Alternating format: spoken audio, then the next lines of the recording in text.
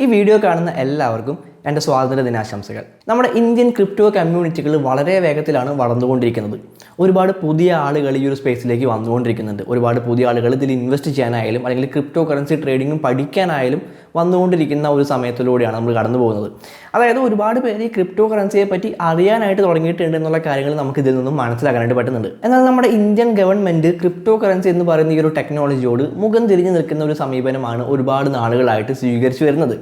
Digital India എന്നൊക്കെ കൊട്ടിഘോഷിച്ച് നടക്കുന്ന അതേ ഗവൺമെൻറ് തന്നെയാണ് ഈ ഒരു ഡിജിറ്റൽ റെവല്യൂഷനെ എതിർക്കാനായിട്ട് ശ്രമിക്കുന്നത് എന്നുള്ളത് വളരെയധികം സങ്കടകരമായിട്ടുള്ളൊരു കാര്യം തന്നെയാണ്. അങ്ങനെ ഒരു അവസ്ഥയിൽ പോലും നമ്മുടെ ഇന്ത്യയിൽ നിന്ന് ഇന്ത്യക്കാർ ഫൗണ്ടേഴ്സ് ആയിട്ടുള്ള ഒരുപാട് ക്രിപ്റ്റോ കറൻസി പ്രൊജക്റ്റുകൾ നിലവിലുണ്ട്. അങ്ങനെയുള്ള ഒരു 5 ക്രിപ്റ്റോ കറൻസി പ്രൊജക്റ്റുകളെ പറ്റിയിട്ടാണ് നമ്മൾ ഇന്നത്തെ ഈ ഒരു വീഡിയോയിൽ സംസാരിക്കാനായിട്ട് പോകുന്നത്.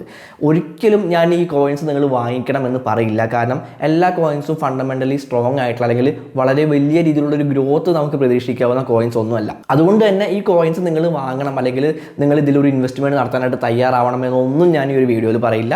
ഇന്ത്യക്കാർ ഫൗണ്ടേഴ്സ് ആയിട്ടുള്ള അല്ലെങ്കിൽ ഇന്ത്യക്കാർ കൊണ്ടുവന്നിട്ടുള്ള ക്രിപ്റ്റോ കറൻസി പ്രൊജക്റ്റുകൾ എന്നുള്ള രീതിയിൽ മാത്രം ഈ ഒരു വീഡിയോ കാണാനായിട്ട് ശ്രമിക്കാം. നേരെ വീഡിയോയിലേക്ക് കിടക്കാം.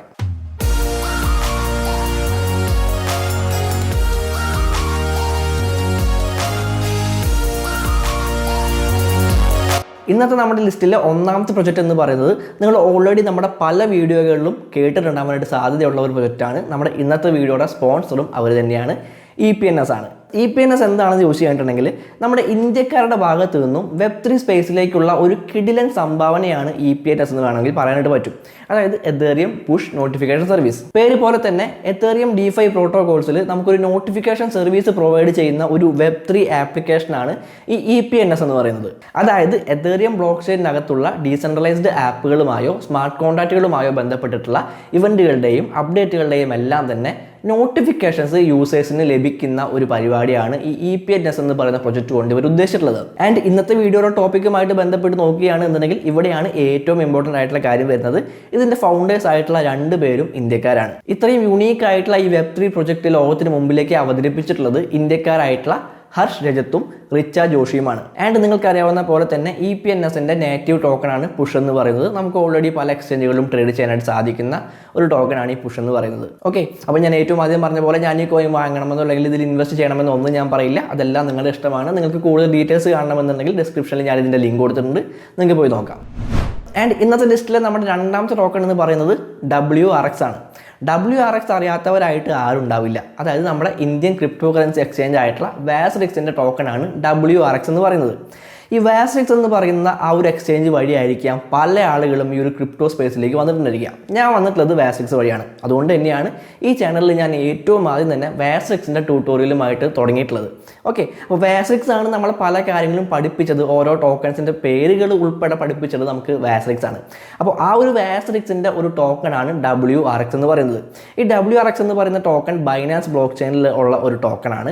ആൻഡ് ഈ ടോക്കൺ ഫണ്ടമെൻ്റലി സ്ട്രോങ് ആണോ, നമുക്കൊരു ഗ്രോത്ത് ഇതിൽ പ്രതീക്ഷിക്കാനായിട്ട് സാധിക്കും എന്ന് ചോദിച്ചു കഴിഞ്ഞിട്ടുണ്ടെങ്കിൽ നിലവിലെ ഇന്ത്യൻ ക്രിപ്റ്റോ കറൻസി എക്സ്ചേഞ്ചുകളുടെ അവസ്ഥ എന്താണ് എന്നുള്ള കാര്യം നിങ്ങൾക്ക് അറിയാവുന്നതാണ്. സോ വാസ്റിക്സ് എന്ന് പറയുന്ന ഒരു എക്സ്ചേഞ്ച് അത് ഗ്രോ ചെയ്യുന്നതിനോടൊപ്പം മാത്രമേ ഈ ഒരു WRX എന്ന് പറയുന്ന ടോക്കണും ഒരു ഗ്രോത്ത് ഉണ്ടായിരിക്കുള്ളൂ. സോ ഇപ്പോഴുള്ള പ്രശ്നങ്ങളെല്ലാം സോൾവ് ആയി വാസ്റിക്സ് എന്ന് പറയുന്ന എക്സ്ചേഞ്ച് തിരിച്ചു വരികയാണ് എന്നുണ്ടെങ്കിൽ അതിൻ്റേതായിട്ടുള്ള ഒരു ഗ്രോത്ത് നമുക്ക് WRX എന്ന് പറയുന്ന ടോക്കണിലും പ്രതീക്ഷിക്കാവുന്നതാണ്. അത്ര മാത്രമേ ഈ WRX എന്ന് പറയുന്ന ടോക്കണെ പറ്റിയിട്ട് എനിക്ക് പറയാനായിട്ടുള്ളൂ. അതൊരു ഇന്ത്യൻ ക്രിപ്റ്റോ കറൻസി പ്രൊജക്റ്റ് ആയതുകൊണ്ട് തന്നെ അല്ലെങ്കിൽ ഇന്ത്യൻ ടോക്കൺ ആയതുകൊണ്ടാണ് ഞാൻ ഈ ഒരു വീഡിയോയിൽ അത് ഉൾപ്പെടുത്തിയിട്ടുള്ളത്. 1 ബില്യൺ ആണ് ഈ WRX ടോക്കൻ്റെ ടോട്ടൽ സപ്ലൈ എന്ന് പറയുന്നത്.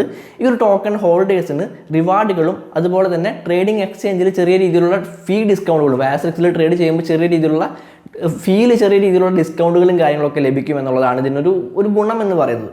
വേറെ പ്രത്യേകിച്ച് ഗുണങ്ങളും കാര്യങ്ങളൊന്നും ഇല്ല. അപ്പോൾ ഇതിൽ ഇൻവെസ്റ്റ് ചെയ്യണോ വേണ്ടേ എന്നുള്ളതൊക്കെ നിങ്ങൾക്ക് തീരുമാനിക്കാം. ആൻഡ് നമ്മുടെ ഇന്നത്തെ ലിസ്റ്റിലെ മൂന്നാമത്തെ പ്രൊജക്റ്റ് എന്ന് പറയുന്നത് എനിക്ക് പേഴ്സണലി വളരെയധികം ഇഷ്ടമുള്ള ഒരു പ്രൊജക്റ്റാണ്.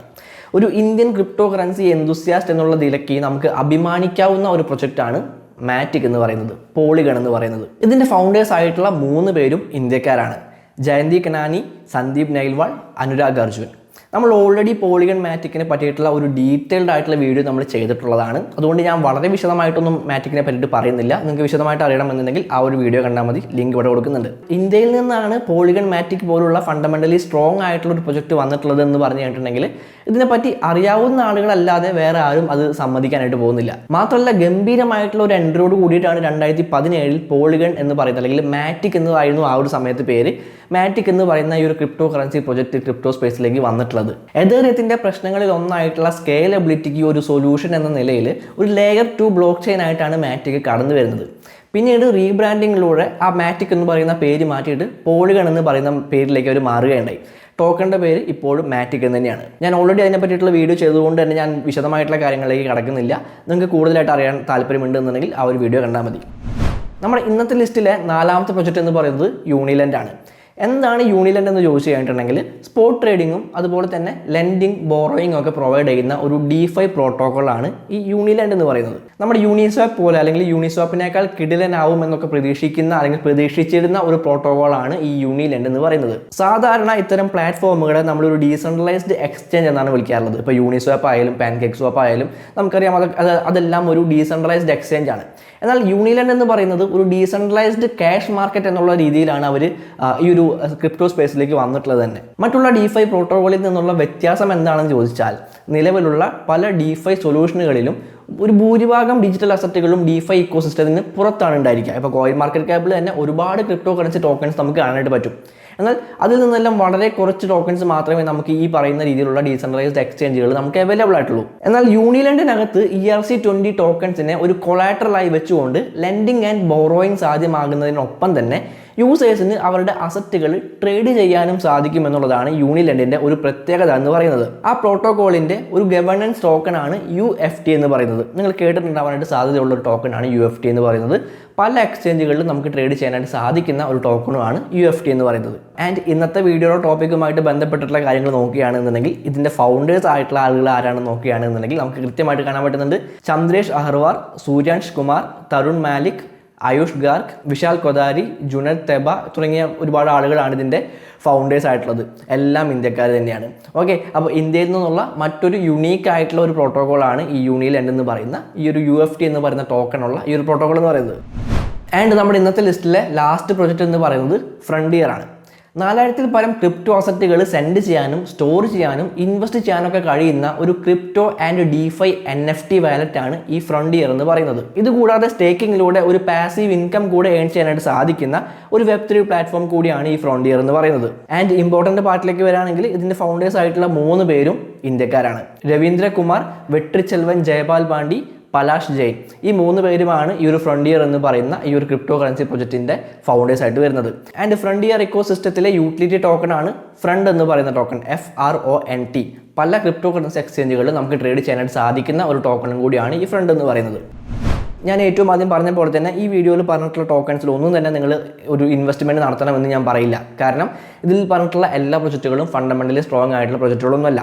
ഇന്ത്യക്കാർ ഫൗണ്ടേഴ്സ് ആയിട്ടുള്ള പ്രൊജക്റ്റുകൾ ആയതുകൊണ്ട് മാത്രം ഈ ഒരു വീഡിയോയിൽ ഉൾപ്പെടുത്തിയിട്ടുള്ളതാണ്. സോ നിങ്ങൾ എന്തെങ്കിലും രീതിയിലുള്ള ഇൻവെസ്റ്റ്മെൻറ്റോ കാര്യങ്ങളോ നടത്തുന്നുണ്ട് എന്നുണ്ടെങ്കിൽ ഡു യുവർ ഓൺ റിസർച്ച്. അതിനുശേഷം മാത്രം ഇൻവെസ്റ്റ് ചെയ്യാനായിട്ട് ശ്രമിക്കുക. അപ്പോൾ ഹാപ്പി ട്രേഡിംഗ്. അടുത്തൊരു വീഡിയോയിൽ കാണാം.